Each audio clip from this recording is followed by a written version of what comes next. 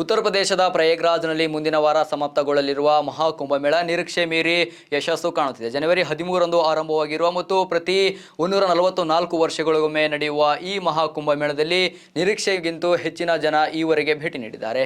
ಇಡೀ ಮಹಾಕುಂಭಮೇಳದ 6 ವಾರದಲ್ಲಿ ಒಟ್ಟು 40 ಕೋಟಿ ಭಕ್ತರು ಆಗಮಿಸಬಹುದೆಂದು ಭಾವಿಸಲಾಗಿತ್ತು. ಆದರೆ ಈವರೆಗಿನ ಸಂಖ್ಯೆ 55 ಕೋಟಿ ಮೀರಿದೆ. ಇನ್ನೊಂದು ವಾರ ಬಾಕಿ ಇದ್ದು ಒಟ್ಟು ಜನ ಭೇಟಿ ಸಂಖ್ಯೆ 60 ಕೋಟಿಗಿಂತಲೂ ಹೆಚ್ಚಾಗಬಹುದು ಎಂದು ಹೇಳಲಾಗುತ್ತಿದೆ. ವಿಶ್ವದ ಇತಿಹಾಸದಲ್ಲಿ ಯಾವತ್ತೂ ಕೂಡ ಒಂದು ಕಾರ್ಯಕ್ರಮಕ್ಕೆ ಇಷ್ಟೊಂದು ಜನಸಂಖ್ಯೆಯಲ್ಲಿ ಜನರು ಪಾಲ್ಗೊಂಡಿದ್ದೇ ಇಲ್ಲ. ಈ ಮಟ್ಟಿಗೆ ಇದು ವಿಶ್ವ ದಾಖಲೆಯ ಕಾರ್ಯಕ್ರಮ. ಮಹಾಕುಂಭಮೇಳ ಒಂದು ಧಾರ್ಮಿಕ ಕಾರ್ಯಕ್ರಮ ಮಾತ್ರವಲ್ಲ, ಆರ್ಥಿಕತೆಗೆ ಪುಷ್ಟಿ ಕೊಡುವ ಬಹುದೊಡ್ಡ ಮಾರುಕಟ್ಟೆ ಆಗಿ ಹೋಗಿದೆ. ಮಹಾಕುಂಭಮೇಳದಲ್ಲಿ ವಿವಿಧ ವಸ್ತುಗಳ ವ್ಯಾಪಾರ, ಸಾರಿಗೆ ಇತ್ಯಾದಿಯಿಂದ 2 ಲಕ್ಷ ಕೋಟಿ ರೂಪಾಯಿ ಬಿಸಿನೆಸ್ ಆಗುವ ನಿರೀಕ್ಷೆ ಇತ್ತು. ಈಗ ಹೆಚ್ಚಿನ ಜನಪ್ರವಾಹ ಇರುವುದನ್ನು ಗಮನಿಸಿದರೆ 3 ಲಕ್ಷ ಕೋಟಿ ರೂಪಾಯಿ ಬಿಸಿನೆಸ್ ಆಗಬಹುದೆಂದು ಅಖಿಲ ಭಾರತ ವ್ಯಾಪಾರಿಗಳ ಮಹಾ ಒಕ್ಕೂಟದ ಪ್ರಧಾನ ಕಾರ್ಯದರ್ಶಿ ಪ್ರವೀಣ್ ಖಂಡೇಲ್ವಾಲ್ ಹೇಳಿದ್ದಾರೆ.